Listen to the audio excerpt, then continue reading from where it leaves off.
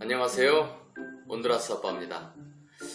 오늘은 이제 이민 생활에서 궁금하고 필요한 사항 중에서 주거 환경에 관한 내용을 온두라스에서 15년 가까이 살아온 저의 경험을 바탕으로 말씀드려 볼까 합니다. 여기 온두라스에 사시는 한인 교민분들이 약 200여 명 사신다고 말씀드렸는데, 그 중에서 약 90% 정도의 교민분들이 여기 저도 살고 있는 이 산페드로술라라는 도시에 살고 있으시면서 여기서 직장도 다니시고 사업도 하시고 저처럼 자영업도 하시고 그렇게 하시면서 살고 있습니다. 물론 많은 선교사분들이 계셔서 각지에서 미션을 수행하고 계시지만, 제가 방금 말씀드린 90%는 그분들을 제외하고 실제 경제활동 인구하고 그 가족분들을 대상으로 제가 추천한 겁니다. 데구시갈파라는 도시가 여기 온두라스의 수도이기는 해요. 근데 거기에는 이제 한국 대사관하고 두세 가정의 한인 가정만 있고요. 대부분 여기 산페드로술라에 살고 계신다고 말씀드릴 수 있습니다. 산페드로술라에 어쩌다 대부분의 한국분들이 살게 되었느냐? 그 이유는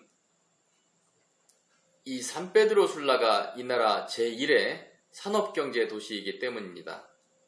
물론 수도인 데구시갈파가 인구도 더 많고 정치 행정적인 수도인 것은 맞지만, 그것보다 더 여기 산페드로술라가 이 나라에서 산업시설이나 유통, 경제의 중심 허브 역할을 이 나라에서는 하고 있습니다.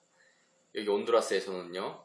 그래서 대부분의 한국분들이 경제적인 이유로 온두라스로 이주를 해오시는데, 그럴 때 자연스럽게 경제적인 이유로 이곳 산페드로술라에 정착을 해서 사시게 되는 거죠. 저도 여기 온두라스에 처음 취직을 해서 왔다고 했었는데, 자연스럽게 산페드로술라에 있는 회사에 취직을 해서 여기로 오게 됐고요. 다음에 자영업을 시작하게 되고 애들도 낳고 또 집도 사게 되고 그러면서 정착해서 살고 있는 겁니다. 우선 여기 대부분의 교민분들은 자가보다는 월세를 내는 집에 살고 계세요. 아무래도 이민 생활에서 있는 일종의 불안정성이 큰 이유인 것 같은데요. 월세라고는 해도 이 나라에서 나름 중산층 이상이 살고 있는 주택단지에서 살고 계십니다. 또 이렇게 말씀드리면 어느 정도 규모일까 감이 안 오실 수도 있는데, 보통 방이 3, 4개고요. 물론 거실 주방 따로, 화장실 2, 3개, 또 일해주는 가사도우미 방이 따로 달려있는 그런 수준의 집이라고 설명드릴 수가 있겠네요. 에어컨도 방에 다 있고요. 월세 수준, 얼마나 월세를 내는지는 낮게는 약 400불에서 시작을 하고요. 동네마다 그리고 주택 단지마다 조금씩 다르지만 한 1000불, 1200불 정도 내시면서 사시는 분도 꽤 계십니다. 그리고 전에는 없었는데 요 근래에 콘도미니엄이라고 해서 또 3층짜리 아니면 25층짜리까지 한국의 고급 아파트식으로 건물을 올려서 분양도 하고 임대도 놓는데, 이런 데가 요즘에 많이 생기고 있고 인기도 참 좋더라고요. 거기에 젊은 분들이 들어가서 사시는 것을 선호해 하십니다. 그런 데는 임대료도 대충 최소 1000불에서 1500불은 더 됩니다. 수영장, 헬스장, 사교실 등등이 편의시설이 안에 다 있어서 그래서 그런지 관리비도 약간 높은 편입니다. 관리비 얘기가 나와서 말씀드리는데, 대부분의 한인분들이 사시는 주택단지 입구에는요, 경비가 상주를 하고요, 또 정해진 시간마다 순찰을 도는 또 경비들이 있습니다. 그래서 경비비, 그리고 이제 도로나 공용용지를 또 청소나 관리하는 그런 비용을 포함한 관리비를 따로 내거든요. 일부는 그 집주인들이 그것을 부담을 하고 그러는데, 또 일부는 세입자가 그걸 부담해야 되는 경우가 있어요. 그래서 계약할 당시에 반드시 확인을 해야 되는 사항인 거죠. 보통 주택단지 관리비는 주택단지마다 조금씩 다른데요. 적게는 월에 한 40불에서 많게는 100불 정도 그 사이에서 내고 있습니다. 물론 경비초소가 없는 곳에 일반 주택에 사시는 분들은 관리비를 따로 내지 않습니다. 제가 사는 주택단지는 산페드로술라 외곽에 있는 제법 큰 규모의 주택단지고요. 집에는 방이 3개, 거실이 2개, 주방, 주차장, 1층짜리 단독주택이고요. 또 저희 집은 뒤편으로 정원이 크게 있었는데 이사를 들어오면서 정원 대부분에 창고를 지어서 들어왔습니다. 그리고 집안일 해주는 가사도우미 방과 화장실이 딸려있는 작은 별채가 따로 있는 그런 구조입니다. 여기 같은 단지라고는 해도 집 규모나 시설 등에 따라서 가격이 약간씩 차이 나는데요. 저희 집은 그냥 창고가 없다고 전제를 하면 보통 한 700불 정도, 월에 700불 정도를 내서 들어오시는 것 같아요.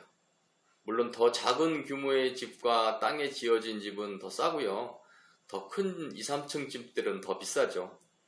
다 집의 조건과 그리고 이제 계약 당시에 이제 집주인하고 잘 내고를 하는 거에 따라서 가격이 좀 달라지더라고요.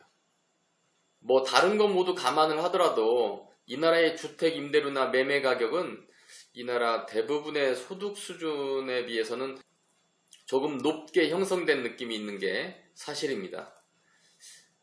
그러면 제가 집을 구하고 살 때 상황이나 그리고 느낀 점 그리고 투자 측면에서는 어떤가 한번 말씀드릴게요. 저도 집 사기 전에는 월에 한 1000불 넘게 주는 집에서 살았거든요. 그런데 7년 전에 이제 막내가 태어나니까 여러 생각이 나는 거예요. 그러던 중에 한국에 돌아가서 애들 셋을 키우면서 살기는 어렵겠구나.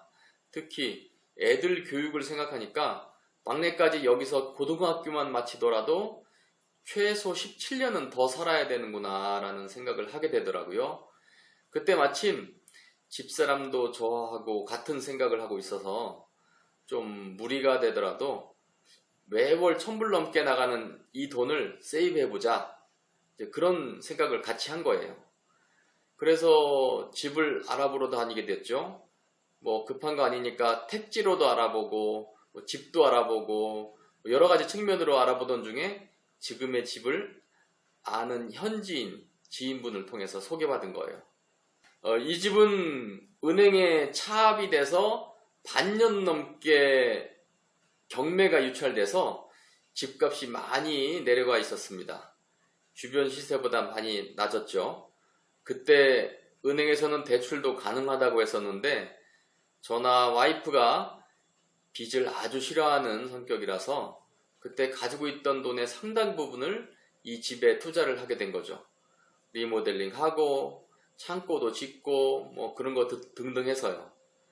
그래서 그런지 요즘에 이제 제 장사 업종을 바꿔볼까 알아보고 또 뭔가 다른 게 있나 알아보면 유동자산이라고 해야 되나? 이제 현금자산이 많이 없는 거예요, 제가. 그래서 제가 생각하기를 내가 그 하우스 푸어인가 보다 그렇게 생각하고 살고 있습니다.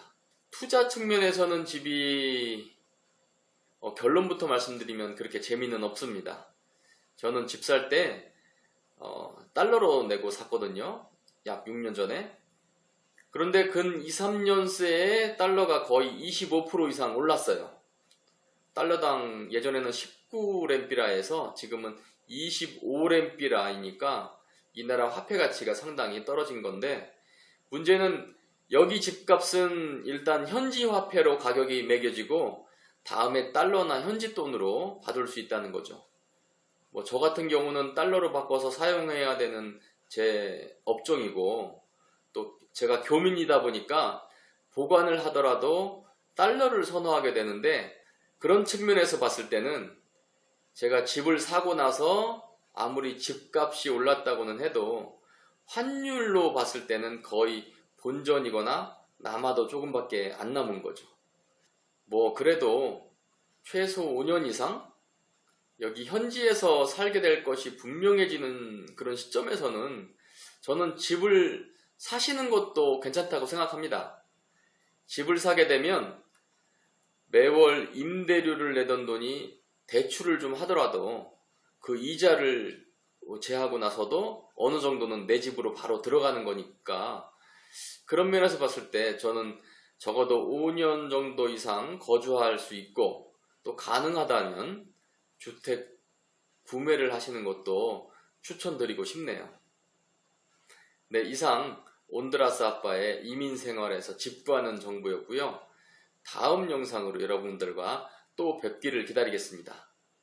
시청해 주셔서 감사합니다.